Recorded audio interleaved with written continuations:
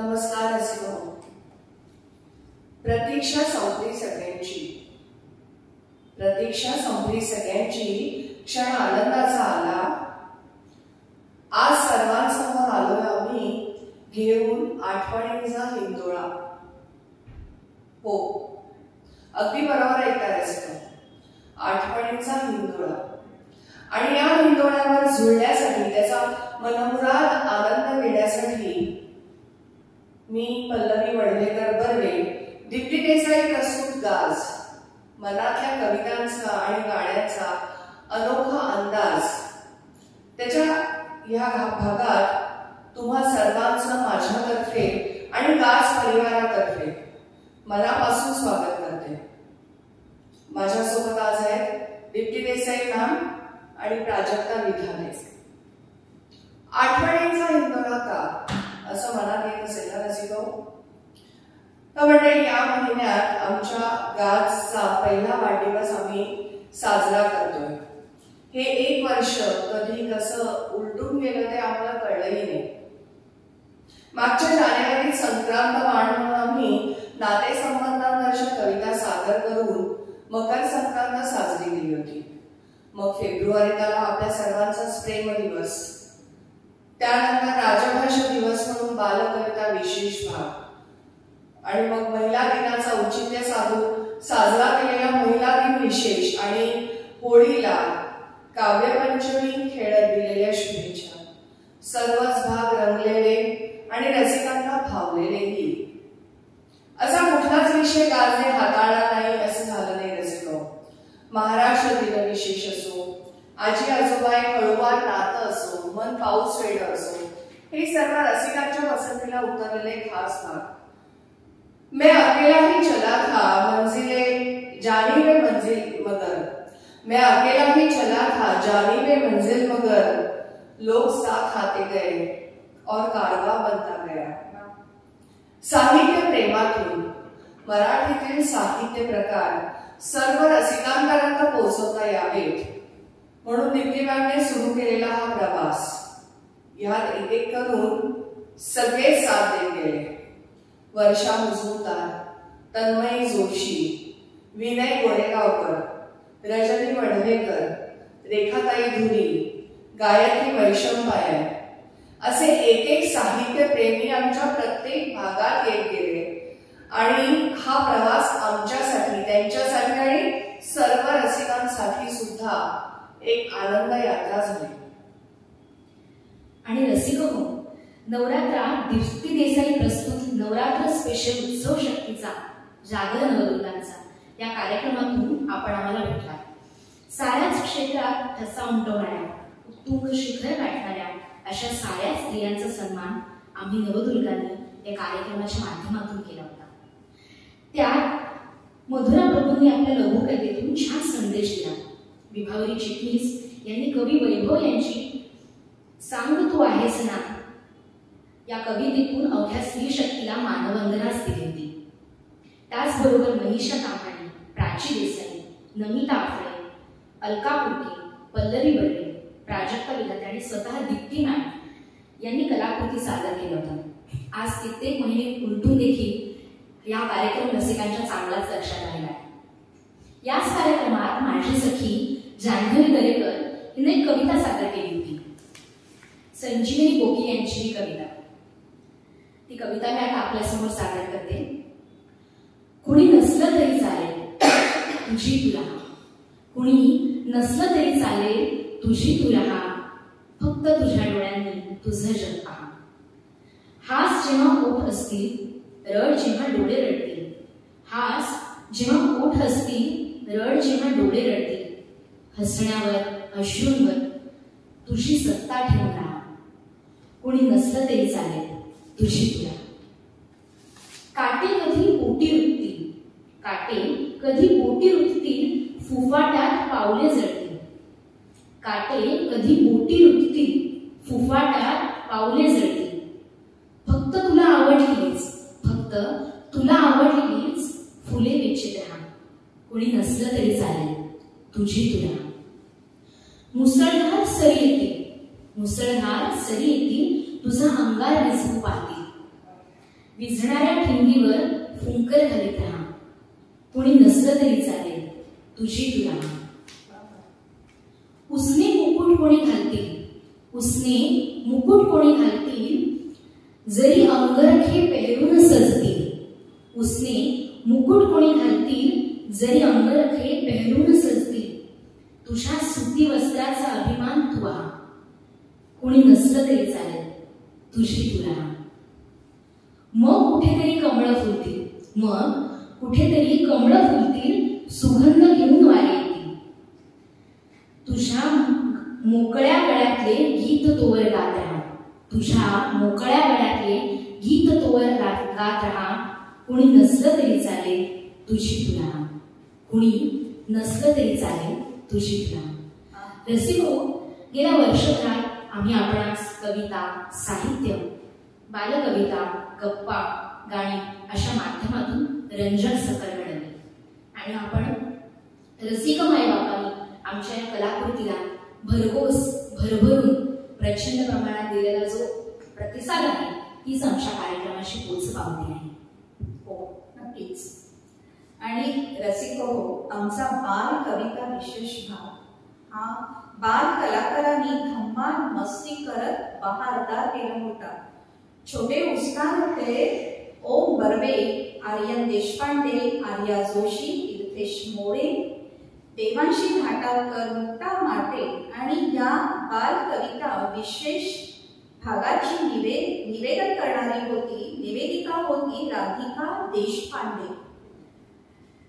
तिचं निवेदन मंत्रमुग्ध करणारं होतं. तिच्या चेहऱ्यावरचे हावभाव कविता सादर करताना तिच्या चेहऱ्यावरचे हावभाव टिपण्यासारखे होते. हिरवे हिरवे गारगारीचे हरित तृणाच्या मखमालीचे. खरंच रसिको, हा विशेष भाग बालकविता दीप्ती देसाई YouTube चॅनलवर नक्की पहा. स्वरचित कवितांबरोबरच रसिको, आम्ही मराठी साहित्य विश्व बहारदार करणाऱ्या, समृद्ध करणाऱ्या अनेक उत्तमोत्तम साहित्यिकांचं साहित्य देखील गाजमधनं सादर केलं. आमची सखी ममता माटे, तिने आमच्या काव्यपंचमी या होळी विशेष भागात सुरेश भटांची एक गझल सादर केली होती. ती अशी की मनातल्या मनात मी तुझ्या समीप राहतो. मनातल्या मनात मी तुझ्या समीप राहतो. तुला न सांगता तुझा वसंत रोज पाहतो. किती रोमॅन्टिक आणि भन्नाट कल्पना आहे बघा. मनातल्या मनात मी तुझ्या समीप राहतो. तुला न सांगता तुझा वसंत रोज पाहतो. अशीच रोज नाहुनी लपेट ऊन कोवळे. अशीच रोज नाहुनी लपेट ऊन कोवळे. असेच चिंब केस तू उन्हात सोड मोकळे. तुझा सुगंध मात्र मी इथे हळूच मुंगतो. तुझा सुगंध मात्र मी इथे हळूच मुंगतो. मनातल्या मनात मी तुझ्या समीप राहतो. ही कविता म्हणा किंवा प्रेम कविता विशेष भागात मी माझीच कविता सादर केली होती. व्हॅलेंटाईन डेच्या निमित्ताने आम्ही हा कार्यक्रम केला होता. त्याला ऊन पावसाच्या लपंडावात सप्तरंगी इंद्रधनु फुलतं. ऊन पावसाच्या लपंडावात सप्तरंगी इंद्रधनु फुलतं. नेमकं तसंच आपल्या आयुष्यात प्रेम घेऊन कोणीतरी येतं. शोधू म्हटलं तर दिसत नाही, अनुभव म्हटलं तर अनुभवही येत नाही. पण एक उसळणारं मन भेटतं तेव्हा प्रेम झाल्याशिवाय राहत नाही. आजूबाजूच्या साऱ्या गोष्टी अचानक सुंदर वाचू लागतात. आजूबाजूच्या साऱ्या गोष्टी अचानक सुंदर वाचू लागतात. शिणलेल्या कंटाळलेल्या मनात स्वप्ने मनोरथ रचली जातात. प्रेमाची कबुली देण्याला खरं तर काहीच महत्व नसतं. बरोबर असतं. प्रेमाची कबुली देण्याला खरं तर काहीच महत्व नसतं. नजरेतल्या भावना जाणून घेण्यात आगळं वेगळं सार्थक असतं. मात्र हे सर्व अनुभवण्यासाठी आपल्याकडेही वेडपण असावं लागतं. मात्र हे सर्व अनुभवण्यासाठी आपल्याकडेही वेडपण असावं लागतं. इंद्रधनुचे रंग घेऊन आयुष्यात कोणीतरी यावं लागतं. हाही आमचा भाग तुफान गाजला होता, सगळ्यांनी फार छान प्रतिसाद दिला होता. त्यानंतर आम्ही महाराष्ट्र दिन विशेषही केला होता. त्यावेळेची परिस्थिती तशी होती, लॉकडाऊन होता, सर्व नकारार्थी वातावरण होतं आणि त्यावेळेला मुंबईला उद्देशून मी एक कविता केली होती. रचतो, ए मुंबई थोडी थांब ना, ए मुंबई थोडी थांब ना, काळाची गरज म्हणून स्वतःला जराशी सांभाळणं. आहे ही गरज काही दिवसांचीच फक्त, आहे ही गरज काही दिवसांचीच फक्त, तुला पूर्वीसारखंच बघण्यासाठी तरसत आहेत तुझे भक्त. खरी गोष्ट आहे, कारण जे लोक मुंबईत राहतात ते मला नाही वाटत मुंबईच्या बाहेर त्यांना आवडत असावं, कारण मुंबईचे ते हार्डकोर भक्त असंही म्हणता येईल त्यांना. त्यावेळेला गरज होती शांत राहण्याची, म्हणून कवितेत मी असं म्हटलंय पुढे, आता सध्या गरज आहे सावधपणे वागण्याची. आता सध्या गरज आहे सावधपणे वागण्याची, हा नवा बदल पचवायला हवी मानसिकता शांततेची. पण तोपर्यंत मुंबई तूही जरा संयमाने घे ना, पण तोपर्यंत मुंबई तूही जरा संयमाने घे ना. हातावरचं पोट आहे ग सगळ्यांचंच, जरा हेही समजून घे ना. काळाला आपण मात करू, ती केली, आता केली त्याला वेळ गेला, पण ज्याचं जे नुकसान व्हायचंय मानसिक भावनिक ते झालंच. पण तरीही काळावर आपण मात करू, जरी अवघड आहे हा. मुंबईचा लौकिक आहे हा मान, कितीही अडचण आली तरी काळावर आपण त्या परिस्थितीवर मुंबई मात करतेच. तर काळावर आपण मात करू, जरी अवघड आहे हा.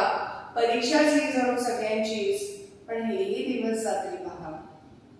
म्हणून आज या क्षणाला मुंबई तुला आमची साथ द्यायची, म्हणून या क्षणाला मुंबई तुला आमची साथ द्यायची आहे. एकजुटीने या युद्धात आपल्याला शत्रूला जीत करायचंय. निदान तोपर्यंत तरी मुंबई तूही स्वतःला जपून राहा. निदान तोपर्यंत तरी मुंबई तूही स्वतःला जपून राहा. संपेल हाही कनवास नक्कीच, तू फक्त सोबत राहा, तू फक्त सोबत राहा. खरंच आपण या आठवणींच्या हिंदोळ्यावर आता झुलत आहोतच, तर त्या निमित्तानं मला ही स्वतः सादर केलेली नवरात्र स्पेशल मधली एक कविता आठवली. ही मूळ कविता संजय चौधरी यांची आहे आणि या कवितेला गेय कवितेचं स्वरूप दिलं आहे संपदा जोगळेकर यांची. कवितेचं शीर्षक आहे दागिना. तर पाहूया या स्त्रीला, त्या कवितेच्या बाईला कोणता दागिना म्हणतात. कविता अशी आहे, माये माझं ऐक एक बोलणाराची माझी लेक, बाये माझं ऐक एक बोलणाराची माझी लेक, हात का तू सारखाच घालना अंगठी त्यात, हात का तू सारखाच घालना अंगठी त्यात, किती सुंदर दिसत्या रे माझी माये, माझी माये. मग धर मास पोट तुझ्या नाजूक शापोटात, मग धर मास पोट तुझ्या नाजूक शापोटात, किती सुंदर दिसत्या रे माझी बाई, माझी बाई. गळा का तू सारखाचा, गळा का तू सारखाचा घालना हार गळ्यात, किती सुंदर दिसत्या रे माझी माई, माझी माई. मग धरक मिठी गळ्याशी तुझ्या नाजूक शाहादानी, मग धरक मिठी गळ्याशी तुझ्या नाजूक शाहादानी, जणू हिरा गोंधळात माझी माये, माझी माये. तेवढं सांगूनही मुलीला ते म्हणणं पटलेलं नाही. ताई तिला म्हणते, वेलीला फुलं, वेलीला फुलं झाडाले पान, घालते त्याले कोण, वेलीला फुलं झाडाले पान, घालते त्याले कोण. उमलून आलं सोन्याचं लेणं, फुलून आलं तेच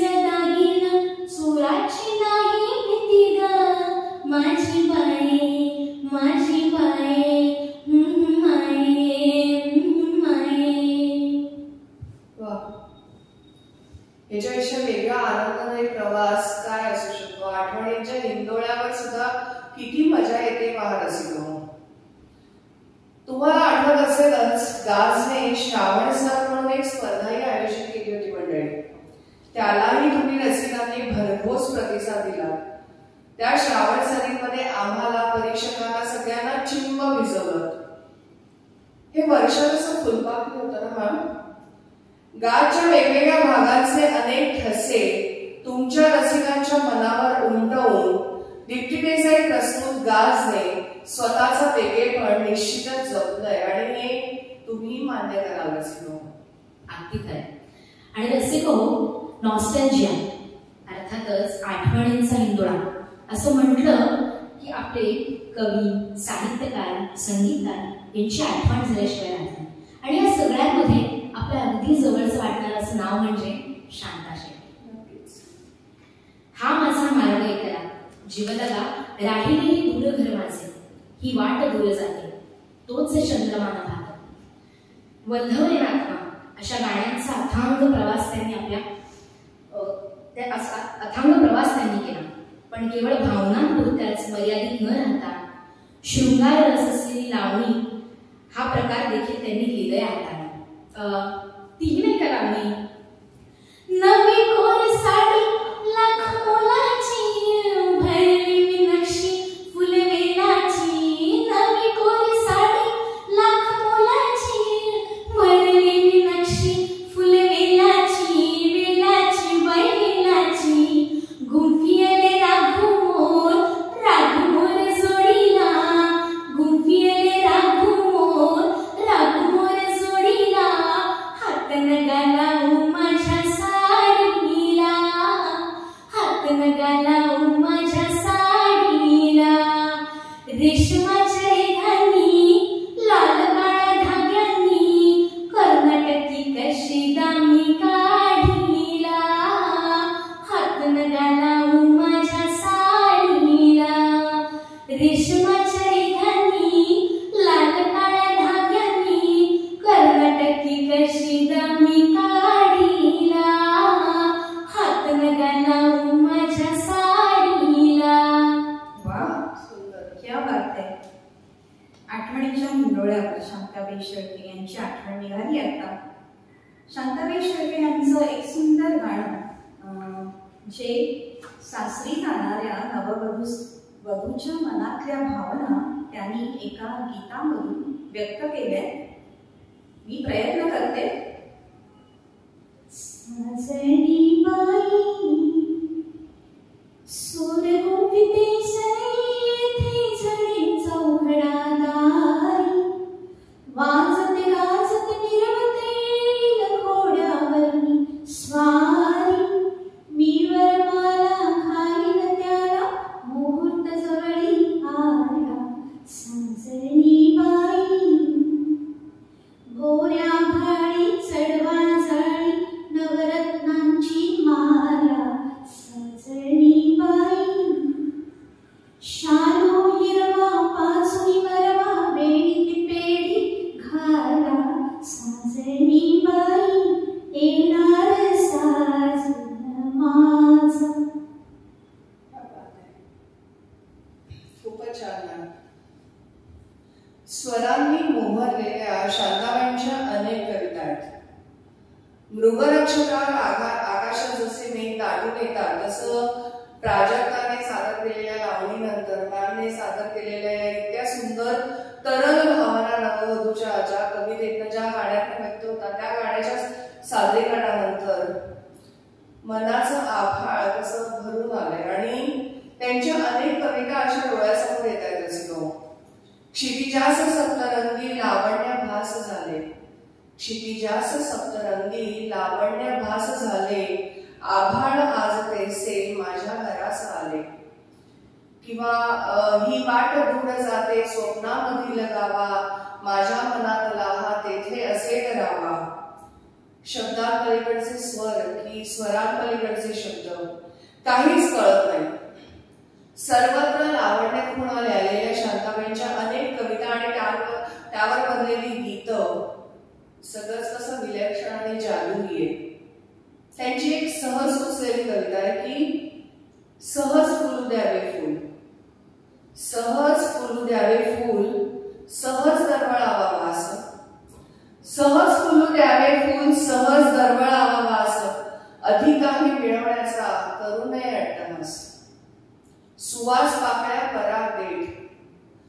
सुवास पाकळ्या पराग देठ फूल देतं इतकीच ग्वाही, अलग अलग करू जाता हाती काहीच राहत नाही, अलग अलग करू जाता हाती काहीच राहत नाही. आपल्या कविता, आपली गीतं प्रत्येक कवीला, संगीतकाराला एक ओळख मिळवून देत असतात आणि ती ओळख अभिमानाने आणि तितक्याच वेगळेपणाने सादर केल्याने गाजलाही मिळालेली आहे असं म्हटलं तर त्यात काही वावगं नाहीये. रसिको, दीप्ती देसाईंनी सुरू केलेला हा प्रवास, दीप्ती देसाईंनी सुरू केलेला हा प्रवास, गाजचं वेगळेपण जपायचं हाच त्यांचा ध्यास. नमिता आफळेचं उत्तम काव्य सादरीकरण, नमिता आफळेचं उत्तम काव्य सादरीकरण ममता माटेच्या कवितांमधलं असतं एक वेगळेपण. आणि यासाठी तुम्हाला गाजचे सगळे भाग बघायला पाहिजे. परत बघा दीप्ती देसाई या युट्यूब चॅनलवर. तर नमिता आफळेचं उत्तम काव्य सादरीकरण ममता माटेच्या कवितांमधलं एक वेगळेपण. आणि रसिका हो, आता आम्ही गाजचे ऑफलाईन कार्यक्रमही करतो. गाज मनातल्या कवितांचा आणि गाण्यांचा अनोखा अंदाज ऑफलाईनही तुमच्या भेटीला येतो. तर त्या ऑफलाईन कार्यक्रमांमध्येही मधुरा प्रभूच्या निवेदनाचा आगळा वेगळा बाज, मधुरा प्रभूच्या निवेदनाचा आगळा वेगळा बाज श्रुती पटवर्धन सादर करते सुरांचा अनोखा अंदाज. शब्दसुरांची अनोखी मैफिल ही गाजची ओळख खरी, शब्दसुरांची अनोखी मैफिल ही गाजची ओळख खरी. साहित्य दिंडी ही पुढे नेता घडते शब्द ब्रह्माची वारी, साहित्य दिंडी ही पुढे नेता घडते शब्द ब्रह्माची वारी. तुमचं रसिकांचं भरघोस प्रेम लाभलंय गाजला, म्हणूनच हा प्रवास आमच्यासाठी सुखकर झाला आणि आम्ही इथवर मजल मारू शकलो. रसिक हो, गाजचे ऑफलाईन कार्यक्रमही होतात. आता जसं मी सांगितलं तुम्हाला, तर तुम्हाला कोणालाही घरात तुमच्या कौटुंबिक सोहळ्यासाठी, सोहळ्याच्या निमित्ताने गाजचा कार्यक्रम ठेवायचा असेल तर जरूर आम्हाला कॉन्टॅक्ट करा, आमच्याशी संपर्क साधा. आम्ही तत्पर आहोत तुम्हालाही हा साहित्यातला आनंद देण्यासाठी. तर ह्या सर्व वर्षभराचा आढावा घेताना शेवटी मी एकच म्हणेन, रसिकांची आणि गाजची नाळ जोडली गेली आहे. रसिकांची आणि गाजची नाळ जोडली गेली आहे कारण तुम्हा सर्व रसिकांचं गाजवर विलक्षण प्रेम आहे, आम्हाला माहिती आहे. कारण तुम्हा सर्व रसिकांचं गाजवर विलक्षण प्रेम आहे. डोळे मिटून थोडं चिंतन करा, जाणवेल तुम्हाला. डोळे मिटून थोडं चिंतन करा, जाणवेल तुम्हाला की गाजचा प्रत्येक अंदाज अजूनही तुमच्या अंतरात आहे. गाजचा प्रत्येक अंदाज अजूनही तुमच्या अंतरात आहे. आठवणींच्या हिंदोळ्यावर असे झुलत राहा. दीप्ती देसाई युट्यूब चॅनलवर आमचे सर्व कार्यक्रम पुन्हा पुन्हा बघून त्याचा आनंद घेत राहा. दीप्ती देसाई हे चॅनल लाईक, सबस्क्राईब, शेअर करा. आमचे भाग आम्हाला पाठिंबा द्या, कारण हा प्रवास एकट्याचा नाही, तुम्हाला घेऊनही करायचा आहे. त्यामुळे लोभ आहेच आणि तो असाच कायम राहू दे. धन्यवाद.